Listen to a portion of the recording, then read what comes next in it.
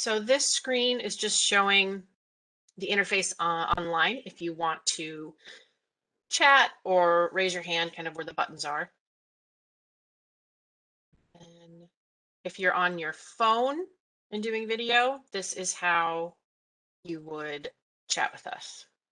So if at any point you need me to go back to those screens, or if you need any help, just give a holler and let me know. But so tonight, talking about the current conditions on the site, what's there right now or what isn't there right now, an overview of the proposed changes that staff is recommending, and then going through some upcoming meetings for the rest of the public process, and then we'll have a little bit of time for neighborhood feedback. I'd like to hear what you would like to see on the site. So as I said, the site is in the northwest corner of Minnetonka Boulevard and Highway 100. Previously, there was a gas station and car wash here, and it had a driveway off of Minnetonka. That building, that structure came down in 2014. It was purchased by MnDOT for some highway improvements, and they took down the building, and they also removed the driveway off of Minnetonka Boulevard. So there's no longer access on Minnetonka. And the site is currently vacant, as you can see, just a grassy field. So recently, council, specifically Councilmember Rogg, since your name is on the earlier staff report, they've directed staff to initiate the public process to change the land use guidance and the zoning of the site to allow medium density housing development. The city has several goals around housing, about promoting medium and high density residential land uses near commercial centers and along corridors such as Minnetonka Boulevard and Highway 100, and ensuring new residential development is within walking distance of transit and commercial services. And so this site, staff and council feel, could well serve a lot of these housing goals that the city has. In addition, it's also nearby other residential uses, so it's a good complementary use for the site. This slide shows the current land use. So that's sort of the long range land guidance for the property. It kind of gives general guidance for what sort of uses can be on the property. The kind of red area is commercial land use. So that land use guidance allows a wide range and scale of commercial uses, from really small neighborhood commercial nodes to really big shopping centers. It's kind of a catch-all commercial. It allows a very small percentage of residential uses on the site, and it has to be a mixed use. And then the northern part of the site was previously right-of-way. It was like an entrance ramp, but that's since been removed. And so it's still guided for right-of-way, which normally only allows streets, trails, sidewalks, that sort of thing. So staff is proposing that the entire property be re-guided to medium density residential. This is a land use that would allow 6 to 30 units per acre. It's intended to be residential near commercial centers and corridors. It's not intended to be high-rise residential. It allows single-family homes, duplexes, and smaller apartment buildings, 2 to 3 stories. And it's actually the same land use guidance as the parcels north and south of the site, south of Minnetonka. So there's existing parcels nearby that already have that land use. In addition, we're looking at zoning for the property. So right now, again, the area is split into 2 different types of zoning. On the south side, where the gas station used to be, is zoned C1 neighborhood commercial. So that's the sort of low intensity commercial uses intended for smaller businesses that serve the neighborhood rather than regional areas. And it's intended to be compatible with nearby residential uses, which is how the gas station continued on that site. It does allow some residential uses, but they have to be a mixed use development, and they can't be on the ground floor. And then the northern part of the site is zoned R3, which is our 2-family or duplex zoning district. It doesn't allow any multifamily, so just single-family homes and duplexes. With the current zoning, it's highly unlikely that any sort of multifamily development could occur on the site with the split and the C1 and the R3.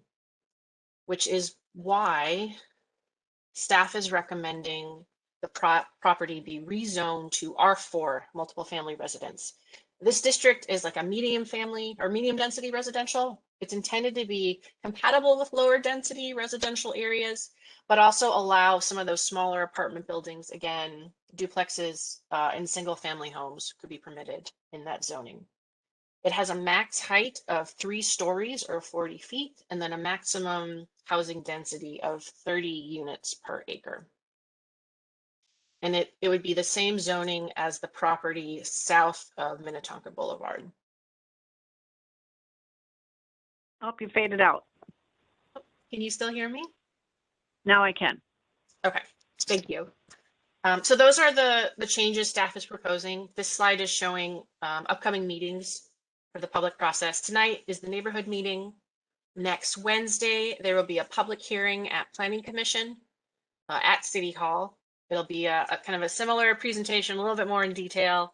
There'll be an opportunity for folks to testify either in person or on the phone. And then the Planning Commission will make a recommendation to City Council. And City Council is scheduled to take action on the applications on September 20th. And if they approve the applications, there would be a follow-up second reading of the ordinance on the consent agenda on October 4th. And at that point, if they choose to approve everything, that would be when the items are approved. That's kind of all I've got for visuals and an overview of what we're thinking. I can go into more detail, of course, on any of the items I talked about. One thing I wanted to cover briefly, and I'll go ahead and stop sharing my screen for now so we can all see each other. I wanted to go in a little bit as to what, because we don't have a developer who's ready to go on the site or has submitted applications, this is the city kind of taking preemptive action. There are some things that the city can control when it comes to future development on the site. Like I've discussed tonight, we can control what land use guidance is on the site. We can control what zoning is on the site. And so we have we can set a general standard for what sort of uses can be on the site. We can't necessarily control the specific business that would go on the site. You know, we can't choose the business.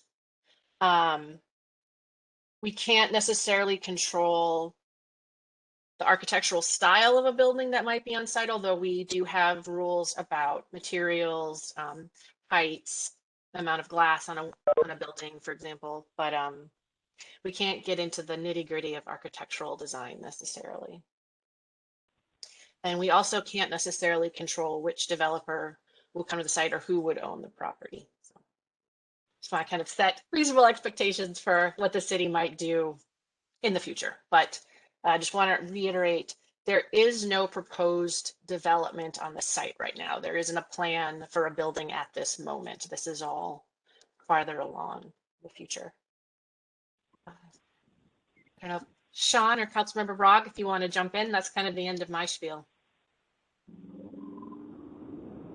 You're muted.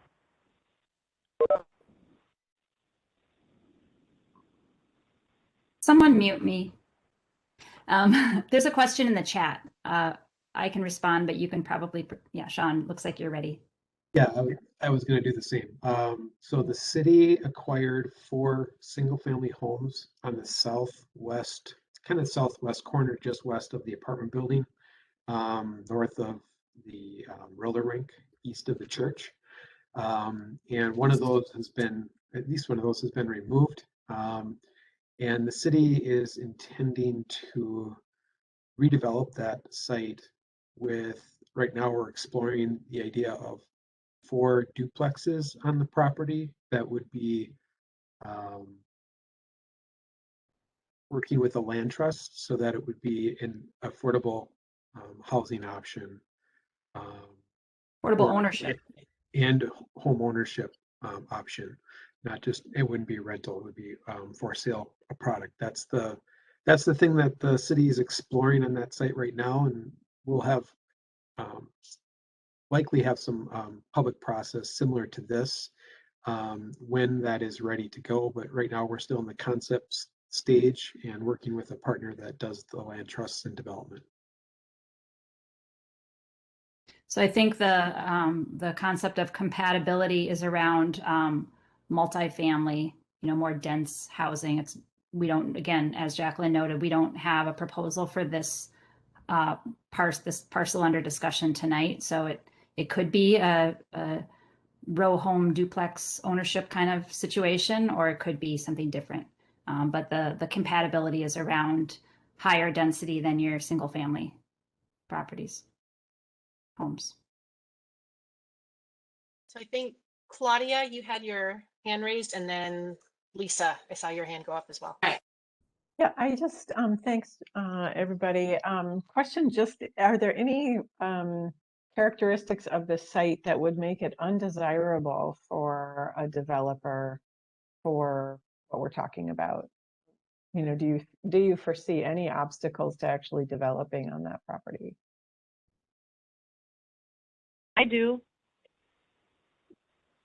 Well, don't know I if you will can hear say there is, and I'm looking through a previous staff report, so I get the details exactly correct. There is some soil contamination on the site, like many of our sites in St. Louis Park. So this would need to be addressed for any new development on the parcel. And a residential development might require a little bit more cleanup than like a commercial or industrial use. As far as access, the fact that there won't be a driveway off of Minnetonka Boulevard would possibly make the site less desirable for commercial development. Like the previous gas station had access off Minnetonka. That's not coming back, so that might affect a developer's view of the property. And I think that's a rationale for looking at alternative uses for this site as well, because a busy gas station, for example, with in-out access only on a residential street is certainly not desirable for the people living on that street and the area. Thank you. And it's a good question, though. I do think that, the fact that it's on the site of a former gas station is noteworthy. Yeah, and contamination on former gas stations is very common. Yeah. There's another question, Sean. I can answer this again, but staff is here to answer your questions. Before we jump to the question, I think Lisa was next to comment. Can I speak? Please do. I was just wondering, how many acres is it? And go ahead. It's about 1.2 acres, and that includes the gas station site and the former right-of-way north. Would there be considered low housing there? Or, I know you want it to be affordable, but I'm just thinking of the neighborhood. The things we're talking about tonight wouldn't dictate market rate versus affordable housing. That isn't really part of the discussion yet. Okay, I was just wondering what kind of, so, okay, thank you. I could just add, the city does promote inclusionary housing, and our policy kicks in if a developer is requesting a comprehensive plan amendment or a planned unit development, which is a negotiation of the rules for the site and the design of the site, or if they request any financial assistance from the city. All three of those are triggers to require some increase of affordable housing, and affordability levels vary, and the percentage of units that would be affordable vary depending on the depth of affordability. So.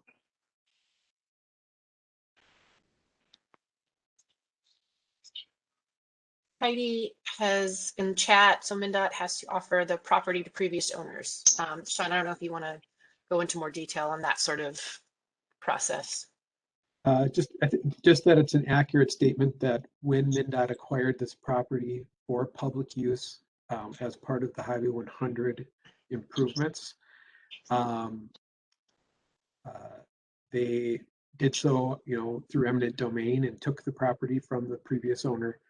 And either because of their general rules or the rules from when they acquired the property from this particular owner, they've stated that they do need to give first right of refusal to the previous owner.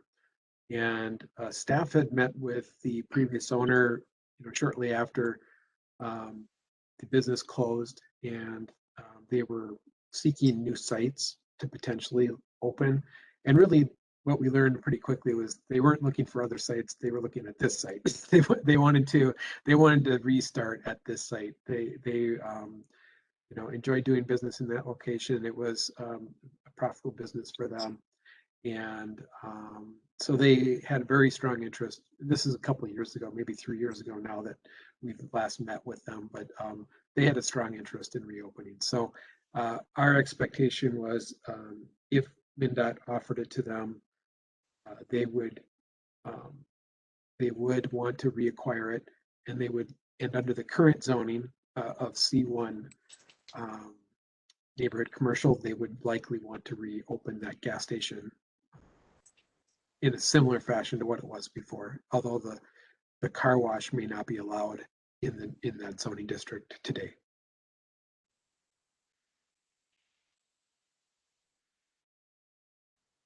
It's still open for questions. Definitely. I'm just going through chat. Heidi also Okay. asked about parking. Parking is already very bad from the apartments that exist. How would parking be addressed? I would say that any development that occurred on the site, whether residential, commercial, they'd have to park it. They would have to provide parking on site that meets our requirements, which means parking, parking structure would work on that site, but they'd be subject to the same rules as everybody else.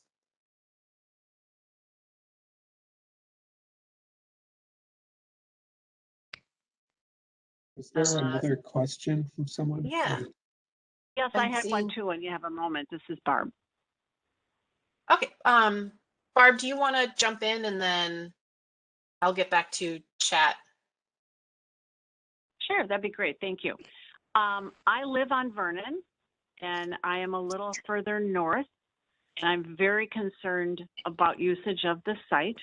I do understand that MnDOT sounds like would have first come, first served choice, but even that particular business is frightening to me. I use Minnetonka Boulevard and the Vernon intersection often. It's busy right now. I worked with the city to try to get a sign about parking on the street because we were having trouble just accessing Vernon. So when I think about a gas station, to say nothing of more apartment buildings, I'm concerned about getting in and out of my own neighborhood. It's become extremely busy now after the access getting on 100 has been provided, which is fine, but everybody takes the shortcut when the highway is busy. And just to get in and out of a gas station, wow, with only one access, Vernon. That, if it's going to be a busy gas station, that bothers me a lot. So I'm concerned, I really am. This is Eve And I'm one of White. many.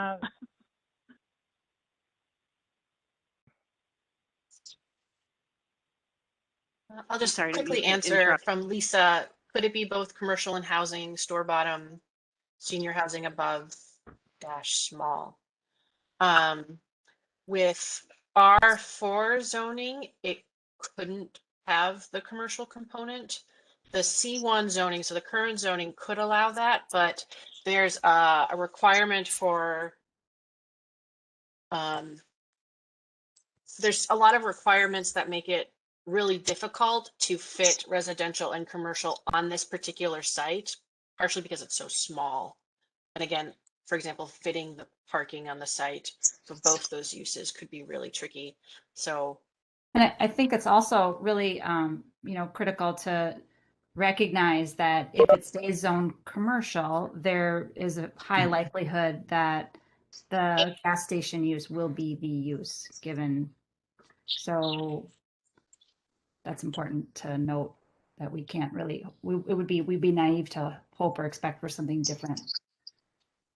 That would be the likely outcome, it feels.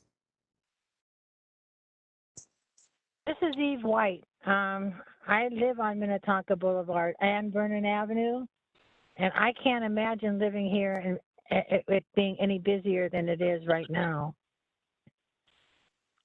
I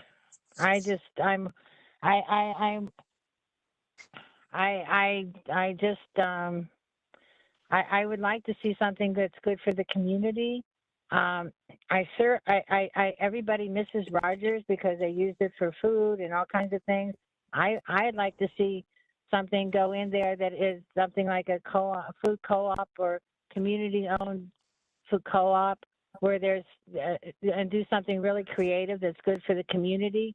There are so many people that bike, walk, and drive on Vernon and Minnetonka. Everybody could get to this location and get food. Everybody misses Rogers because of the convenience of it. The other gasoline station does not carry very much food. It's nice to have something like that in the neighborhood. If we could do something that was locally owned food that was local and organic, and maybe team up with one of the co-ops, or do something with a greenhouse above the store, where I think it'd be a nice thing to have. But I just don't know how many more people you want to fit here, how many more. I mean, it's really busy. We're talking hundreds of people go by Vernon in an hour, and Minnetonka, I don't know how many. I don't think living on Minnetonka is that especially for a family, is that you have children, you got the interstate, you got busy streets. Why not put something that would help the whole community, give us some good food, take the positive things that Roger offered, which wasn't organic food, but was, a convenience store, what everybody in the neighborhood really misses. Why not take the positive part of what Rogers was and put it back there, give us a little, some sort of store there. Thank you, Eve. Claudia, and then I'll read out the comment from Brian. I guess, so I'm, just a couple of houses down on Vernon, and what I really worry about is how much in and out traffic goes through that one access road. And to me, that really then, I'm sorry, are you guys hearing me? Little feedback. Yeah. I don't know what that is. But that to me is a really big reason why a residential solution to that is, because you're not going to get that retail in and out, in and out, in and out. You've got people coming in and going out at different times of the day, but it's something that's even as big as 30 units. That's manageable traffic. I really feel like MnDOT put us in a bad place by eliminating that Minnetonka Boulevard entrance, but that is what it is. So I think we really need to be thinking about the velocity of traffic there and what we're bringing into the neighborhood, particularly since we've got bus stops on those corners. We've got a lot of pedestrians, and, somebody's going to get hurt. Especially if it's a gas station, people just like make a beeline into the gas station. They don't look. I think we're going to have injuries there, and that is really scary to me. So something that is just lower traffic volume. I particularly really like the idea of the residential multifamily kind of thing, because that does match what's across the street. It does match the corridor. It does match what we've agreed from a planning perspective. So that would be my preference. And again, my concern about the velocity of traffic through that one entrance on a residential street. Thanks.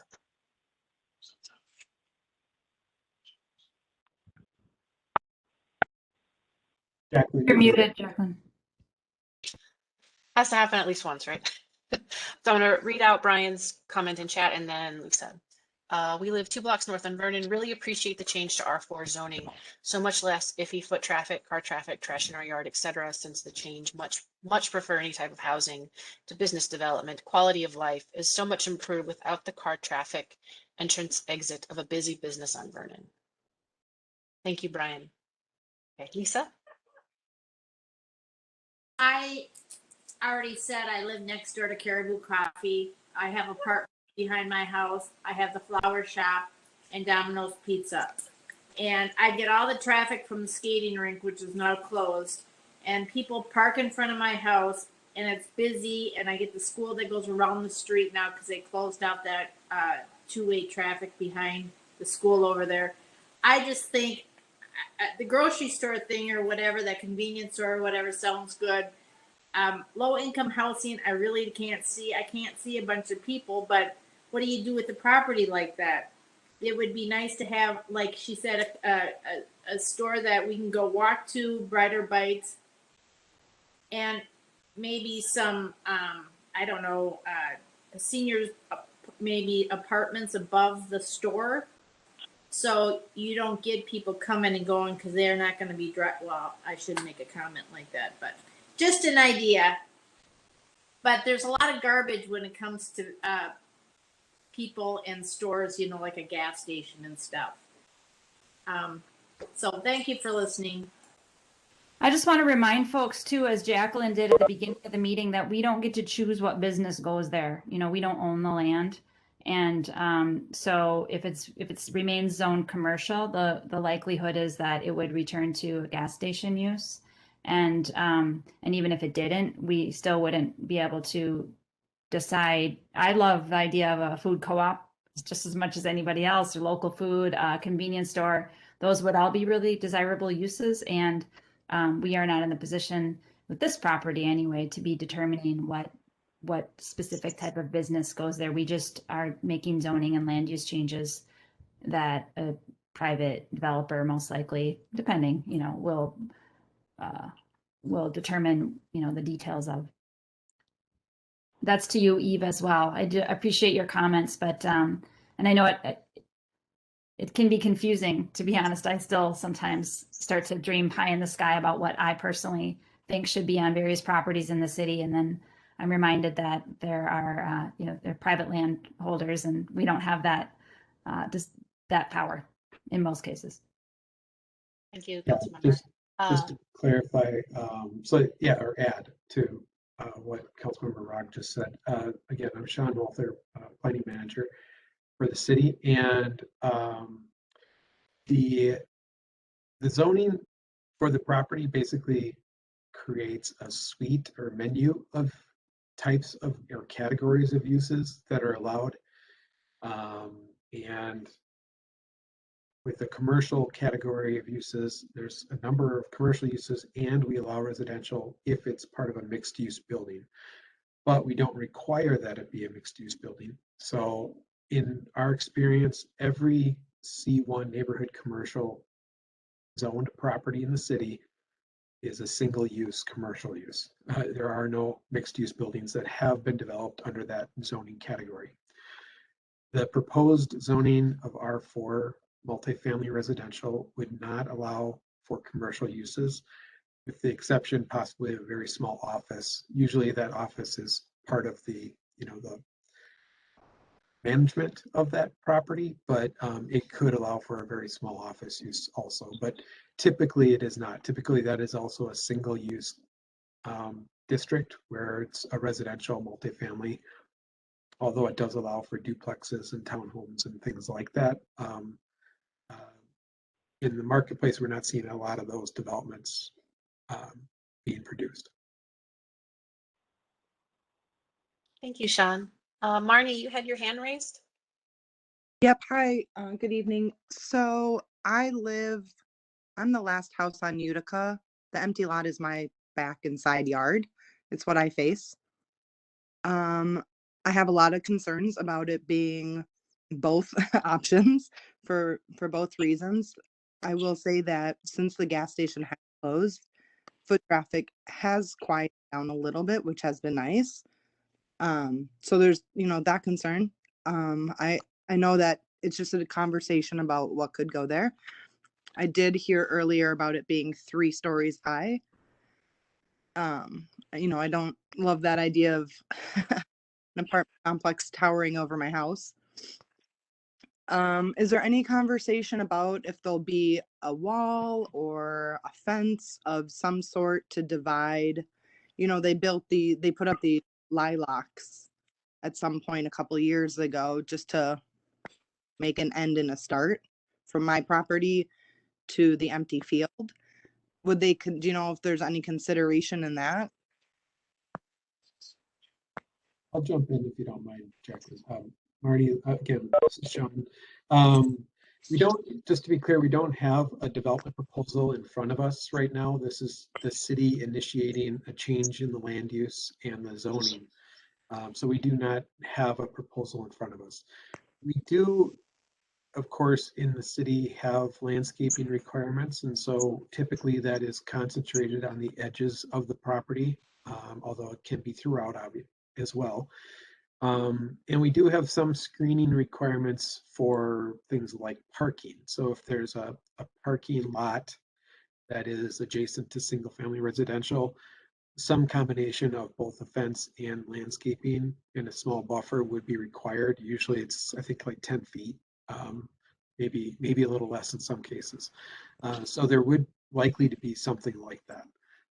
In addition to that, we do have some shadow requirements too. We don't allow new buildings to shadow new commercial and multifamily residential buildings to shadow single family residential buildings beyond a certain point. So that's not to mean that there's no shadow on a building, but we do limit how much it can. So I don't know if that directly addresses your comment about the height, but that would be one regulating factor in how tall the building could be on the property if it did come forward.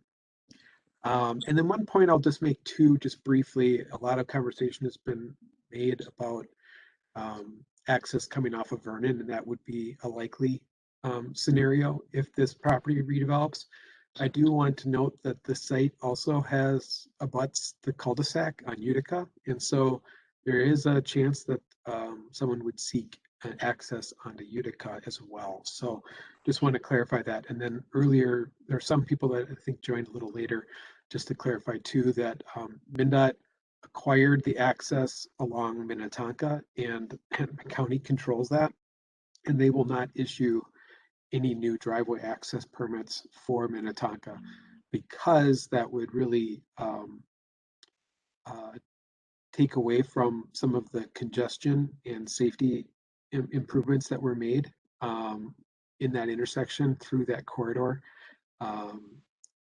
as part of the Highway 100 project and the new Minnetonka Bridge. So for those reasons, they will limit access.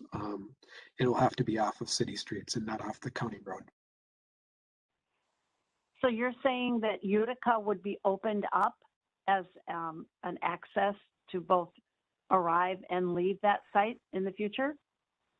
I'm not saying it will be, I'm saying it could be because the property abuts that cul-de-sac.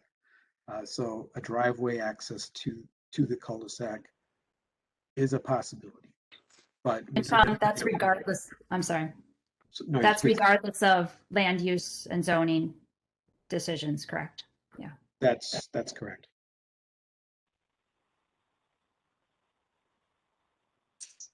Lisa had a question in chat about the actual zoning approval. So the way a change like this works is an applicant, in this case, the city staff, bring the proposed changes to Planning Commission. They hold the public hearing where we get feedback, kind of like tonight. We also get feedback through email, through calls, through letters, and all of that gets compiled into reports to Planning Commission. who then makes a recommendation on the applications to City Council. And City Council takes all that information, they take all the feedback they've gotten on the project, and they're the ones that make a decision. So maybe to follow up on the latter point, there isn't a vote from the neighborhood, but your input is collected and considered in the decision making. I see Jean Olson has her hand up.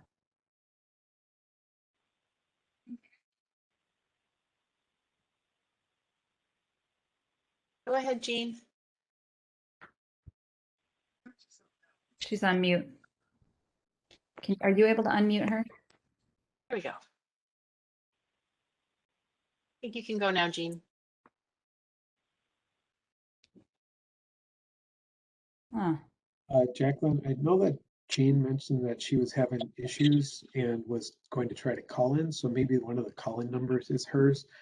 I think you said she needed to press 3 if she was dialed in to essentially raise her hand through her phone. poor Jean. Jean, if you want to type in your question in chat, I'll read it out. That'd be best.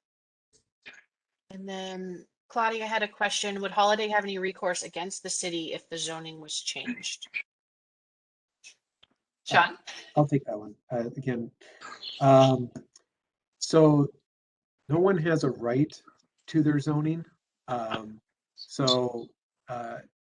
While we can never say they wouldn't try to sue or take some kind of recourse with the city, it is not likely, and under state law they would not really have a case. What people do have a right to is the use. So if they have a use that was legally established and operating continuously, and then the city rezoned it to another use, they're allowed to continue their use. It's a legal non-conforming use. It was legally established. It doesn't match our zoning now, but they're allowed to continue. But they're restricted from being able to expand it or change it significantly. So the use is something that has some rights, but the zoning is not there. And obviously their use has ceased for more than a year. It was acquired by MnDOT, so there's really no recourse that they would have against the city about the zoning. And they currently aren't the owners of this property, to clarify as well. MnDOT owns the property. We're in the process of changing this zoning. It's very likely that we'll complete that process before MnDOT offers to sell it. And so whoever is purchasing the property will be aware of the current zoning.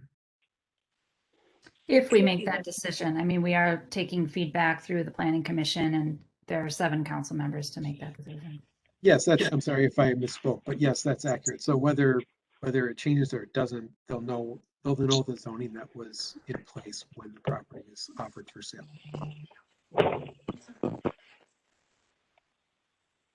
Right, Jean added a comment in chat. We are totally in favor of rezoning to residential versus commercial. There are 4 gas stations within about a mile, and the congestion and pedestrian hazards of an entrance only on Vernon is very concerning. Thanks, Jean.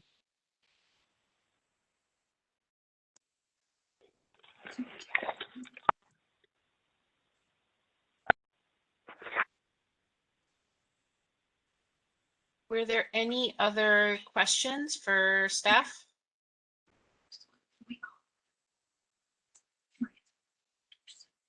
I have a question for the group then, because we have a little bit of time. We are wondering, let's see. Staff is noodling about the potential for a trail connection, so a pedestrian connection from Utica to possibly Minnetonka and/or Vernon. We're wondering if anyone has any thoughts or feedback, and I will share my PowerPoint so that we can look at the site plan while we talk. Let's go back to a nice clean. There. So we're talking, there's no pedestrian connection from here to here. How would people feel about that possibly being part of redevelopment of the site? Could you say what here to here is? I'm just on Oh, the phone, please. my Thank you. apologies, of course. That's okay. From Utica Avenue, the cul-de-sac to the north of the site, going Okay. south and or west to either Minnetonka Boulevard or Vernon. And would that eliminate the possibility of an actual road connection? And it would just be a trail, walking trail or bike path? They are not mutually exclusive. I think the trail could happen with or without vehicular access.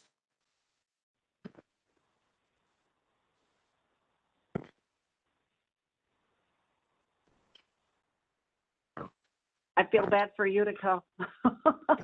Both a road and a trail. Oh my goodness gracious. We've really done so well with not having any property there, to be honest with you. I really think the crime rate has been reduced. We've had a lot less activity in the evenings. Oftentimes people went up to that Holiday gas station late at night, buying merchandise, whatever, and then on their way home caused a ruckus very many times. I was very evidently visualizing and saw what happened. So that, it scares me. It does. There's a lot of young families in these neighborhoods now. I'm not saying that we, have the right to make any huge changes, but I do appreciate your getting feedback from us. Thank you. I see a couple people with their hands raised too, Jacqueline. You've probably seen that too. Brian and Marnie. Easier if I stop sharing. Just Heidi in chat, I would be in favor of the trail if it joined at Minnetonka Boulevard. I worry about the visibility as people go west on at that intersection.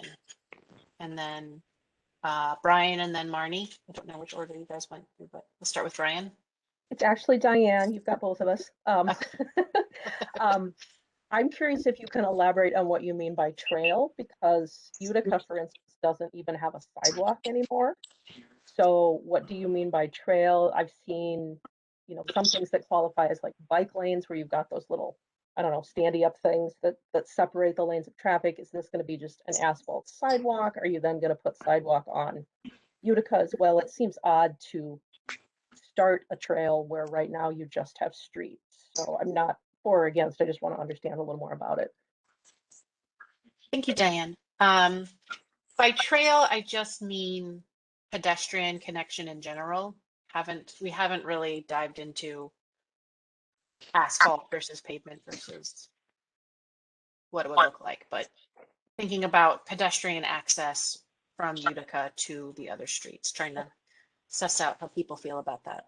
I think it's important to have pedestrian access. It just seems odd to do it on Utica, where right now you're kind of discouraged from being a pedestrian because there is no sidewalk on that street. And I will say that since the highway was reconfigured and the exit is no longer on Vernon, the traffic pattern has changed. That traffic used to come off West Side Drive and come just screaming down Vernon Avenue in front of our house. We're at Vernon and 28th. And now the traffic is more likely to go down Utica to 28th, come past Heidi and Barb's house, and then make a left onto Vernon.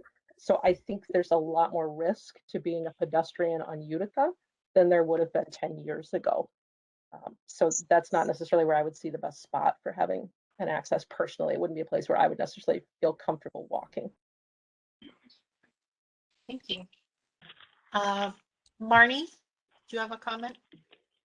Yeah, I mean, Barb said it pretty well. I mean, everyone who has spoken, I guess, have said it really well. The other concern is where would it go?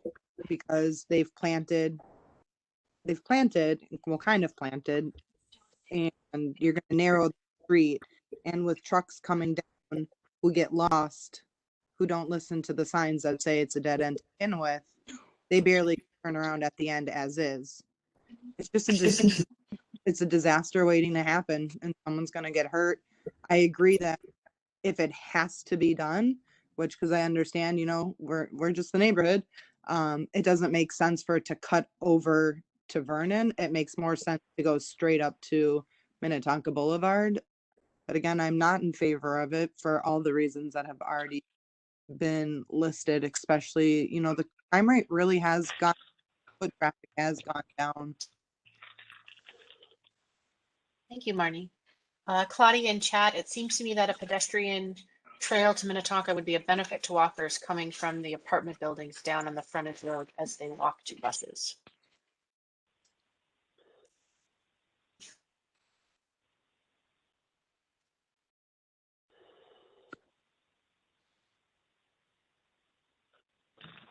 If there's no other comments, just want to note a couple things. So thank you all for attending this meeting, and we will be sharing a video of this on the project page for this on the city website under our development projects. Even though it's not specifically a development project, we're changing the land use and zoning. And so if there are other neighbors that have an interest and would like to get the information in this way, they're able to watch that. Obviously, we'll still accept comments all the way up to and including at the public hearing. And that is, again, just a reminder, on August 18th, next Wednesday at 6 p.m. with the Planning Commission. And that is an in-person meeting. You are able to attend in person at City Hall, or you can monitor it with a video link and or on local cable access. And you're able to make a phone call in for the public hearing, and calls are taken in the order that they're received by the Planning Commission chair.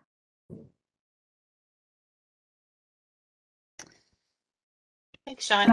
I did drop my email in chat if anyone wants to send me comments or has a random question or whatever you need. I'm here to answer. Heidi's asking about the Watt Thai proposed development on the city website. Heidi, we do have a page. It's under the full temple name, which I can't pronounce. I can drop the link into the chat. Thank you. So Watt Prom, it's not under Watt Thai, which might be why you're having trouble finding it. But so for that project, it's going to council on Monday, and they will make a decision on the proposed addition.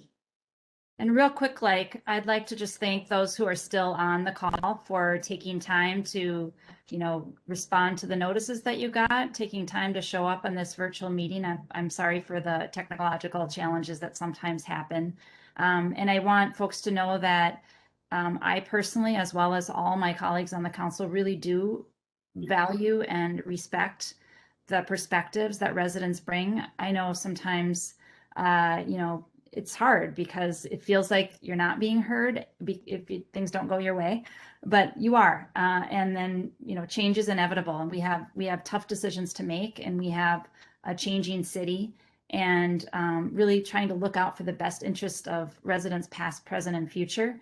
And if you want to continue the conversation with me on this particular parcel, I can put my email in the chat as well. If you can find it I'll put it there now. And let's stay in touch as things go forward around potential trail development. And if we, in fact, do rezone to housing, we'll have more conversations in the future about what that might look like. So that's my 2 cents. Thanks again. Thank you, Councilmember Rogg. Sean did drop links for Watt Prom and for this project in the chat, so those will go directly to the project web pages.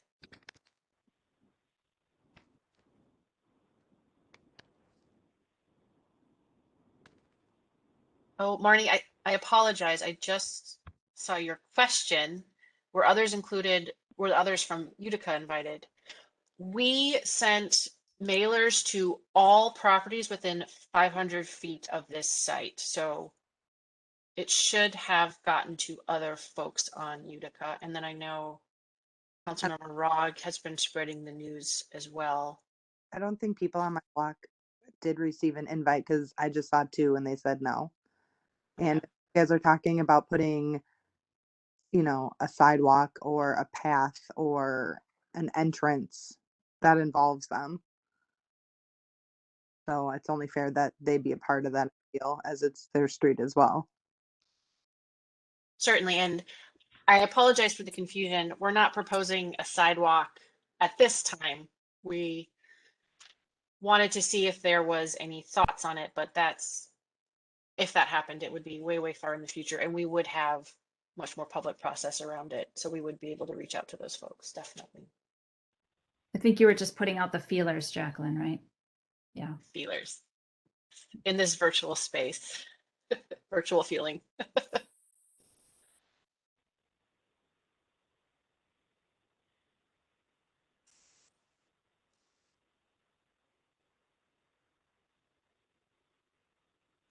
Well, thank you, staff.